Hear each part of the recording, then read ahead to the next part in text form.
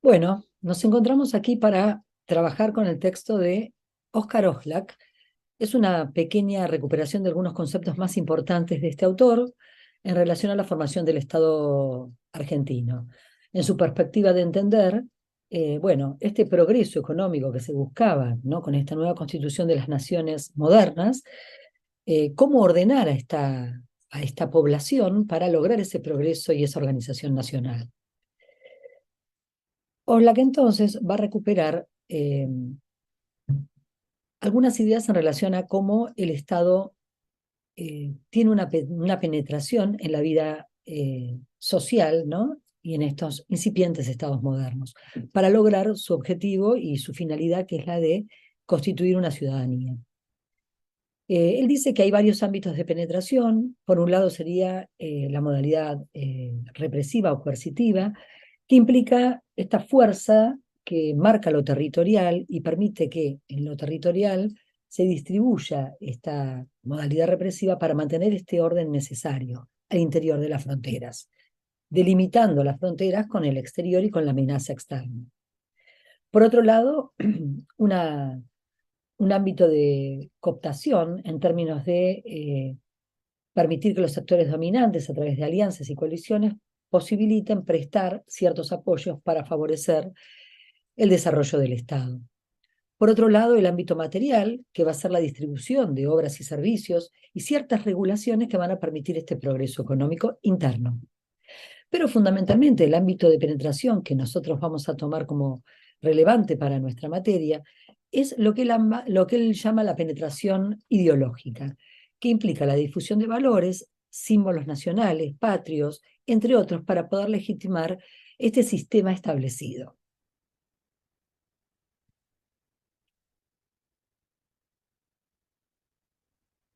Por lo tanto, la penetración ideológica que César Oxlack propone tiene que ver con mecanismos sutiles que van a operar sobre las percepciones, los valores, las actitudes, de qué manera se espera que el sujeto se despliegue en su comportamiento social. Y esto va a estar orientado a darle pertenencia a una comunidad nacional. De este modo se va a establecer y legitimar un modelo de relaciones sociales. De este modo se va a lograr el consenso para así desde este lugar poder construir un sistema de dominación en términos de tener una idea compartida de hacia dónde se orienta este progreso de este Estado nacional. Y él dice, no alcanza con el aparato represivo, va a ser necesaria también una estabilidad hacia este nuevo orden. Por otro lado, también en lo coercitivo hay un aspecto material represivo, pero también de consenso, que tendría que ver con este aspecto ideológico, y que siempre han sido las dos bases de la dominación en cualquier esquema de dominación política. Lo que nos dice Oslak en relación a la penetración ideológica eh, orienta a que todo el proceso hacia lo colectivo va desde lo individual a lo colectivo, construyendo primero una conciencia individual hacia una colectiva. Entonces él dice que hay que considerar dos aspectos para lograr esta posible conciencia colectiva. Por un lado, crear la conciencia nacional, en este sentido de pertenencia a una sociedad territorialmente delimitada, ¿no? Y también entender que va a ser la comunidad de origen, esa que nos da el sentido de identidad. Un lenguaje común, recuerden que en esta época habíamos ya conversado en las clases, hay una gran presencia de colectividades y de culturas muy diversas que vienen por la inmigración. Entonces, esto hay que mancomunarlo en una conciencia nacional con un lenguaje común, valores, símbolos, tradiciones, creencias y con la expectativa de un destino compartido. De este modo también es necesario internalizar sentimientos que den lugar a esta adhesión natural a este orden social vigente. De este modo legitimando y también permitiendo que la dominación se convierta en una hegemonía y una búsqueda de lo hegemónico. Por lo tanto, hay una mediación entre el Estado y la sociedad que a través de la penetración ideológica y del consenso va a lograr organizar y ordenar esta sociedad en torno a un orden capitalista que implica un modo de convivencia, producción y organización social. Por lo tanto, el Estado va a tener ciertos atributos que le van a permitir ser lo que es, o sea, le van a dar la especificidad a su estatidad. Por un lado, ser reconocido por otros estados, la capacidad de externalizar su poder, reconocer que nosotros somos argentinos, aquellos otros son peruanos, paraguayos, bolivianos. El Estado tiene su delimitación y la capacidad de externalizar ese poder y de identificarse como tal. También una capacidad de institucionalizar su autoridad, ser reconocido internamente. El Estado determina a través de leyes y normativa una autoridad por frente a sus sujetos, a sus ciudadanos. También se va a generar como atributo la capacidad de diferenciar su control, creando instituciones públicas que van a ser reconocidas legítimamente para que la sociedad civil pueda aportar sus recursos para sostener al Estado. Por ejemplo, lo que tiene que ver con los impuestos, entre otros. Y por último, como atributo, él considera la capacidad de internalizar esta identidad colectiva con esta penetración ideológica a través de símbolos que le van a dar pertenencia.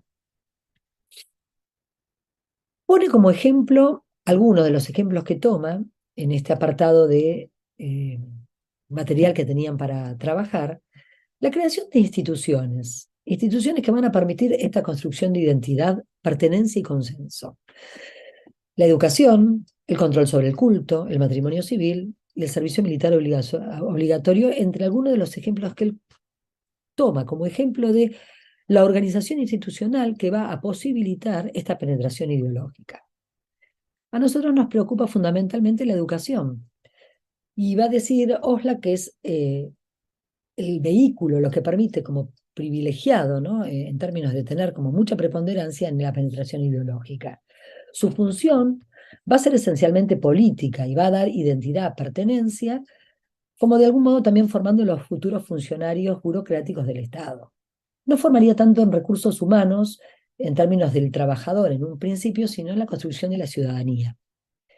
Por lo tanto, va a socializar en valores culturales hegemónicos, pero también en aquellos valores vinculados a la gran disputa que hubo en la creación de la 1420, a la laicidad. Recuerden que la educación tiene una preponderancia importante en los años 1880, con la figura de Sarmiento, que él apoyaba esta idea de orden y progreso, y hay una disputa entre la mirada de lo laico o la impronta religiosa.